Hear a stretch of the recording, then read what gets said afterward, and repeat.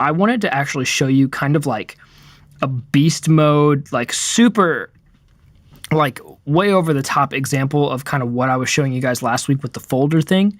So I'm working on a wedding right now for an alum of IBC, Josh Kaiser. And here on my screen, you can see my messy desktop and all of my stickies and stuff that I used to keep my mind from just completely going bonkers. So let's just kind of clean. There we go. Okay, so here we have the Kaiser wedding folder, okay, and it starts off real simple. I've got my actual project, I've got my footage and my audio. The reason that this library file is only 35, 36 gigs is because I decided to leave all the files in place because I've had a lot of issues with libraries getting too big and being too hard to support. My computer is like there's been points where my computer actually stopped like running Final Cut. Like I would open it and it would crash immediately. And that would be like an hour of me trying to do that, just trying to get one project done. And that obviously that doesn't work because you can't get anything done. So this footage folder, it's kind of overwhelming, honestly. But like when you look at it like this, it seems like it's really overwhelming. I had a second shooter, so I actually started off in my footage folder. It was just me and Reese. And so when we dumped all of our individual stuff, and I knew that there were certain things that I had him cover that I didn't cover.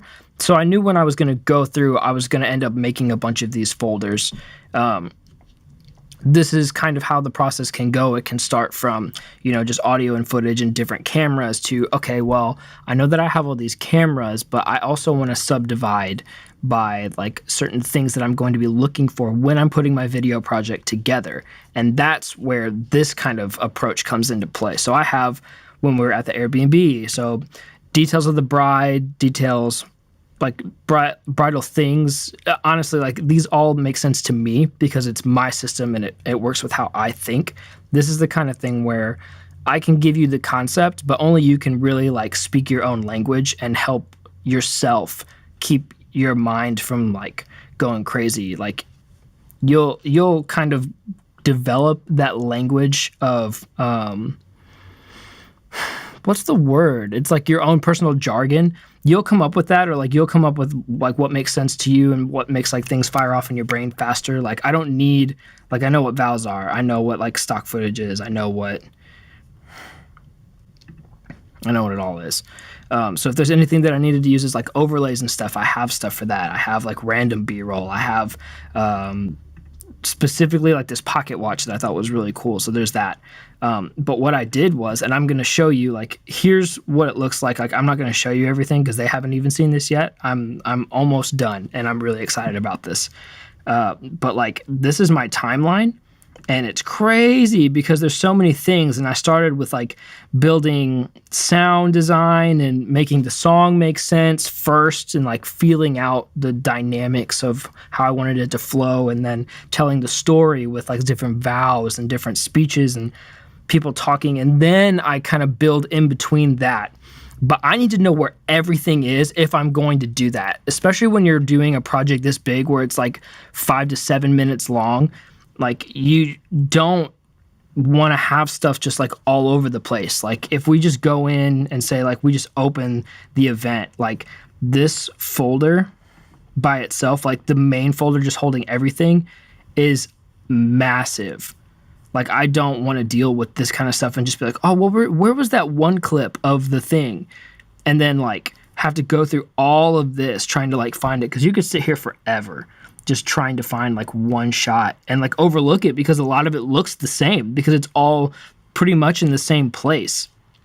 So what I did was I went through both of the individual folders and like piece by piece had one finder and then another finder, and I would pick these things and like make a folder that made sense and then drag it over and drag it over and drag it over. And then when something else, I needed like a different category, I would make another folder and I would drag it over and drag it over. And then maybe I would need a different folder and I would drag it over. And then, oh, this actually goes in here. So I would drag it over. And that process repeats for maybe 2 hours. You know, like it took a while.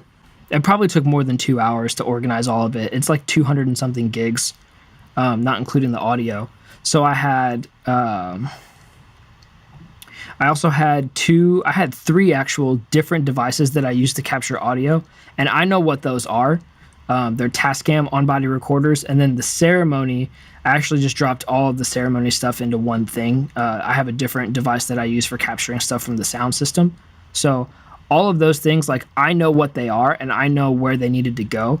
But let's just say that we just got done organizing our footage, right? And now we're going to, I'm going to close this and I'm going to start fresh in Final Cut.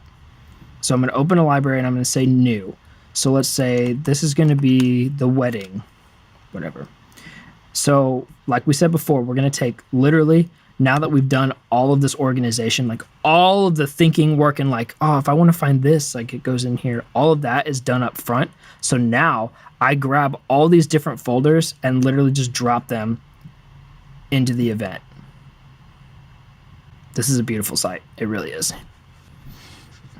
Okay, so this might come up if you use Ableton, like if you even know what Ableton is, or if you're fluent in Ableton, you've seen this before. An ASD is an Ableton file, just for it's like a reference file for things in Ableton. So if I continue the import and just bypass that one because it can't be processed, we're gonna have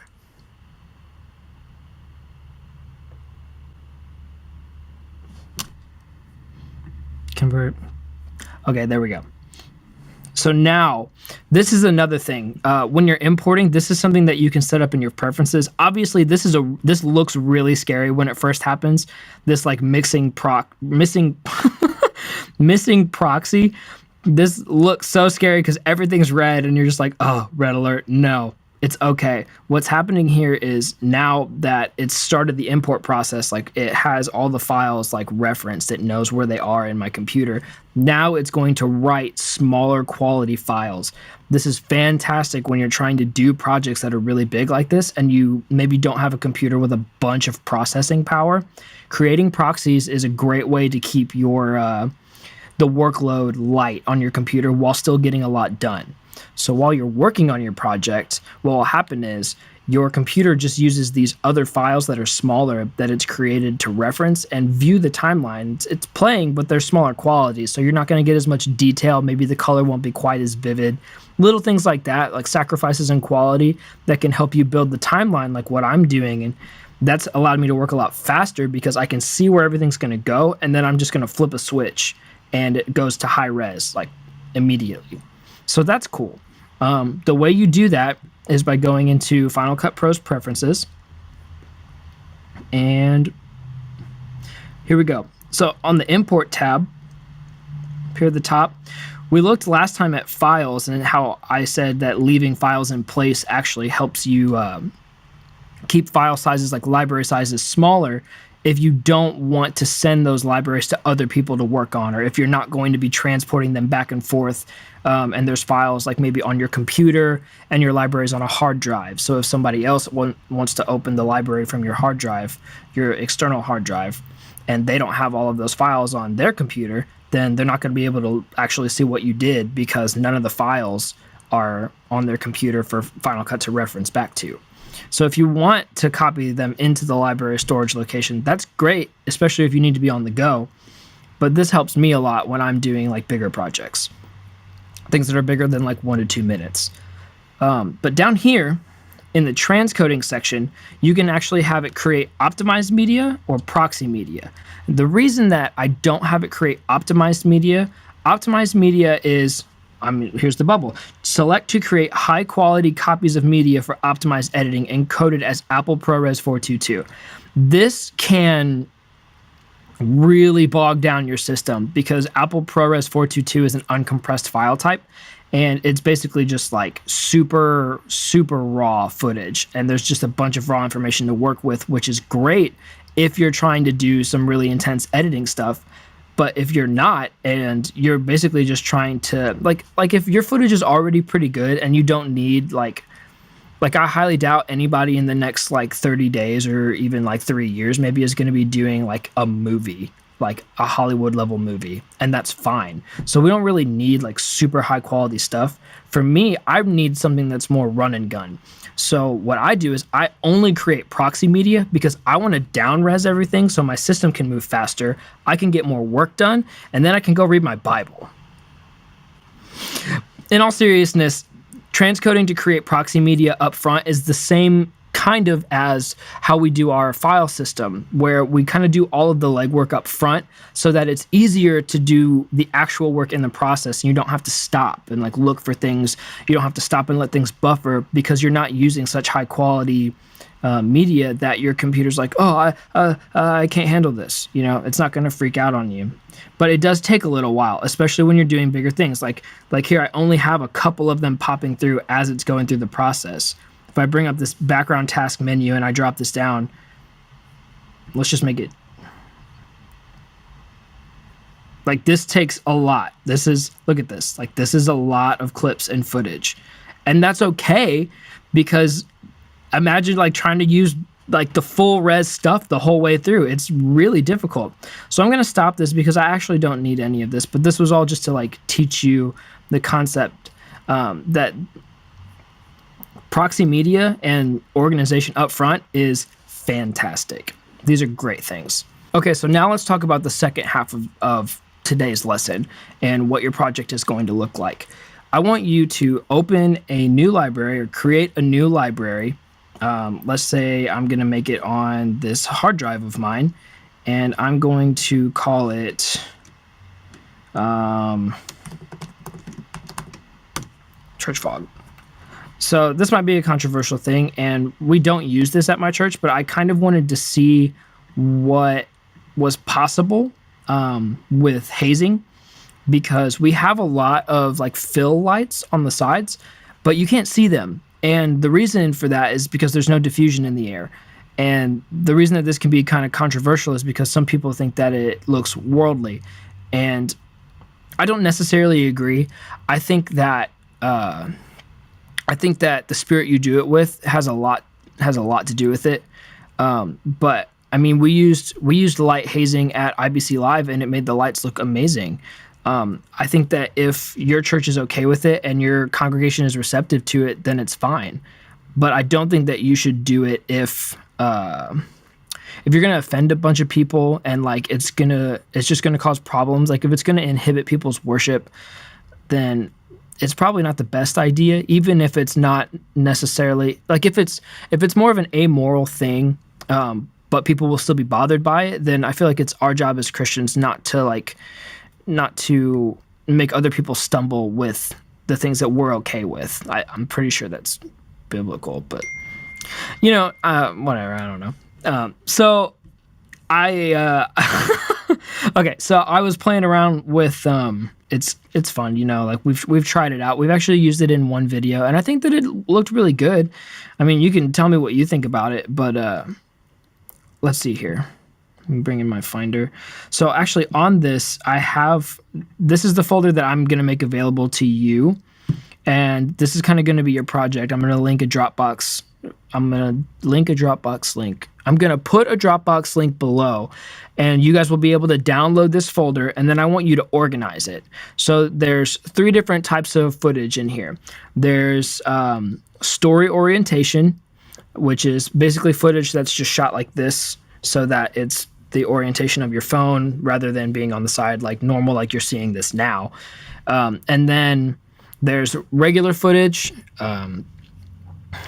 You can call that, so we'll call it vertical orientation, horizontal orientation, and then we'll make another one for slow-mo, because slow-mo is like its own kind of special thing. And it's not in any particular order. Like if you look here, you can see the process of while I'm like loading it into the air. It actually takes a really long time. So like if you see it like this, it kind of looks like Star Wars. Like I thought it looked like Star Wars. I thought it was kind of awesome, but like not necessarily like churchy. But I was just like kind of taking videos because I was trying to see what I could get. This was actually a point where we were figuring out how to get our LEDs to work right. and we found out that we bought the wrong power supplies. The LED strips that we bought were 24 volt, not 12 volts, so they weren't getting enough power. And once we got more power to the strips, we were able to get all the colors out of them. So like we got really nice like whites and light blues, and I actually think that like yellow looks kind of cool sometimes, but I just wanted it to, I really wanted white because I feel like white looks clean, and I don't know, it sounds weird to say, but I think it almost looks like kind of glorious sometimes. Like I really like lights that are like beams that go up and they're white. Like it kind of makes me think of heaven, but that's really not what we're doing right now. I actually did, funny story, I actually like custom tuned the lights to be a warmer light than they naturally were. I didn't know that I could do that until recently, which was kind of cool. So basically what I'm going to have you guys do is go through here. Like this is not slow-mo. That's slow-mo. And you'll be able to tell, actually I think that is slow-mo. You'll be able to tell by the fact that it's slow. So basically all you're going to do, I'm sorry, I feel like I'm being too goofy right now. So basically what you're going to do is you're going to go through all of these videos, I don't think it's too much. You might want to go somewhere with better Wi-Fi than the school. It's only 8 gigs, but it still might take a minute. You might want to go to Starbucks or something in the afternoon, like, I don't know, maybe today before church or something like that, and download this real quick. Their Wi-Fi is usually pretty good for this. And then I just want you to make 3 folders, vertical orientation, horizontal orientation, and slow-mo. And then what you'll do is the same way that we brought the footage in by these folders, I'm going to have you literally just, so let's say these are the horizontal or these are the vertical. So vertical orientation, and then we'll grab the ones that are horizontal orientation. Horizontal. I never learned how to type when I was in like school when I was younger.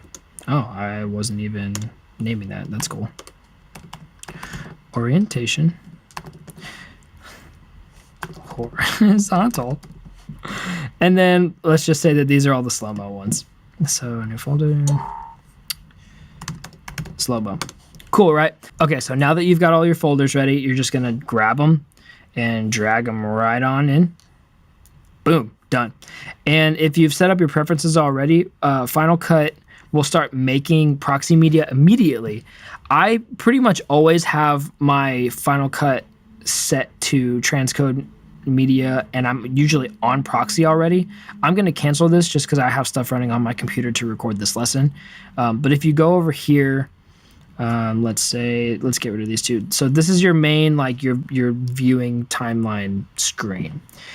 Where it says view here in the top corner, you can see media, optimized / original, or proxy. I pretty much always have it on proxy because it just is where I'm usually operating. Like I'm only not on proxy when I'm exporting because I want it to run faster. Like I just want to get stuff done. I don't really need to see like the absolute crispiest image for me to know that my timeline's good. Now I'll turn it on to original media and like glance over it, but I've gotten to the point now where like I just kind of know, like, you know, you do something long enough, you just kind of like know if it's right or not. Like you're used to it. It's whatever. So we've got all our stuff in, and now what I'm gonna want you to do is make a project. This is really easy. Like you've already got it at this point. Make a project. Call it video, call it whatever you want. And then I just want you to make a 1-minute video with however many clips you want to use. Like use like at least 5 and like cut them up a little bit, whatever you want to do. Actually, let's make it like 45 seconds to 1 minute. You don't have to add sound or anything. Now you may, because we're working in the timeline, you may want to do this little trick. It's Option W. And all it does is create, if you go to edit, insert generator, gap, that's what this is. It's a gap. And basically it's just a stream of nothing, which is great because Final Cut doesn't let you free flow in the timeline like maybe Adobe Premiere would, or maybe some other video software would let you do that. So this is kind of the workaround to let you have a free. So let's go into original media real quick just so that you can see this. So like let's say I just want to grab a couple clips and throw them on the timeline. Cool, right? Like I can do that and I can put them wherever I want. Cool, whatever. But now if I delete this and I try to bring them in and throw them wherever I want, Final Cut doesn't like that. And it won't let you do that with your A-roll. A-roll is this black line right here. It's the main timeline. And Final Cut will not let you have areas where there's nothing to read. It has to be from start to finish. So my workaround for that, so that I can move things around freely in the timeline for my A-roll or my main story roll, is I just hit Option W. And it'll, whatever that is, that's just like, hey, we don't know what type of footage you want this to be. Whatever. It's asking me if I want it to match the timeline of the project that I've created, which is another thing. Let's actually go back and start over with this project thing. So File, New, Project. Use custom settings. So if you bring this down, you can actually see the qualities of the video that you're making. Video format, 1080p HD, 1920 by 1080. That's just normal like screen. But say we wanted to go 4K, we could do that. 4K, boom, and it just ups the resolution to 4K. And then your frame rate here gives you a couple different options as far as like, 23.98 or actual 24 frames a second. Most cameras are actually going to shoot 23.98 or 23.97 or something like that. 29.97 if you're shooting 30 frames a second. And then there's like 60 frames or 59.94 frames a second for slow-mo, like the first level of slow-mo for most people. And then there's like 120, 240, all that stuff. But all of that's not necessarily important because I'm usually going to have you working in 23.98 or 30 if you have a DSLR camera that can't do 24 frames a second. So what we're going to do is we're going to make a timeline. We're going to make this project 1080p. So when you get into this, let's say we're going to go into File, New, Project, use custom settings, double check for me and just make sure that it's 1080p, 23.98 frames a second. It's your frame rate. Stereo, 48 kilohertz. That's all normal. Click OK, and there's your project. Then once you get into your project, Option W is usually the very first thing that I do. Drag it out to your time. You can check. That's about a minute. No big deal. And then you just grab some clips and do whatever you want with them. It is kind of fun. Once you get started, you'll see like some things make more sense next to each other than other things do. So try try to make it kind of flow as far as the story, like kind of make it all make sense visually if you can. That'll it'll kind of be fun for you if this is still kind of new. Like just play around with it and get a feel for it. You'll be able to cut clips up. So remember we had, if you click on a clip, you select it, and then you can use your little timeline thing here to use Command B to cut it if you want to cut pieces off of it. So now we've cut and I can select those sections and now I just have this section. Or you could bring a clip in and say you just want to do it like this. If this little thing comes up, what this means is you can take this end and just adjust it automatically without having to like cut things necessarily. But basically just make a timeline. And then before you export, here's something that I want you to be aware of. Once you make a project, you're not stuck with the settings that you originally made it with. You can actually modify the timeline to render in a different size. So even if you started this project saying, I'm going to make it this big, you can still go this big or this big. So if you select, see how I've got the red line around untitled project, it's selected. And over on the right side, you can actually see the specs of it. It's 1920 by 1080. It's 23.98 frames a second. But this little button modify down here allows us to reopen the project settings and change it if we want.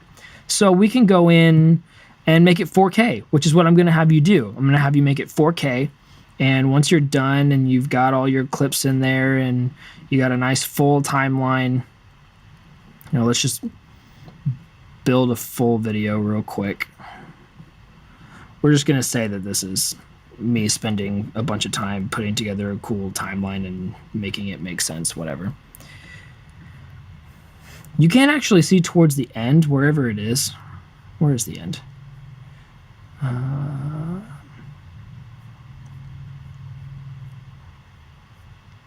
At the end, once it takes about an hour, but at the end, it actually does kind of look cool. Like the haze softens up, and you can just see the light in the air, which is the goal. Like that's what I wanted. And so once you like edit it a little bit,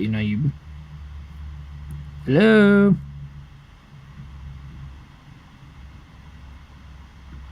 Now you can see the lights, and this wasn't like ideal. This was this was like when we didn't even have enough power going to the lights, and we couldn't figure out why this one light decided it wanted to be yellow, but it's fine, no big deal.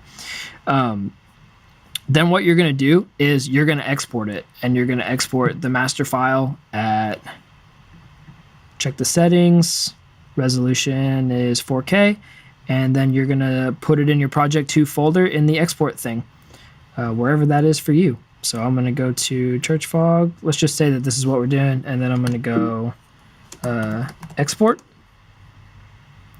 and video. Put your name on it just so it helps me. So like John video export. That way when you upload it, it's already going to name itself like your name video. That'll make it easier for me just when I'm grading projects and stuff. But once you get done with that, stop your screen recording and then upload it.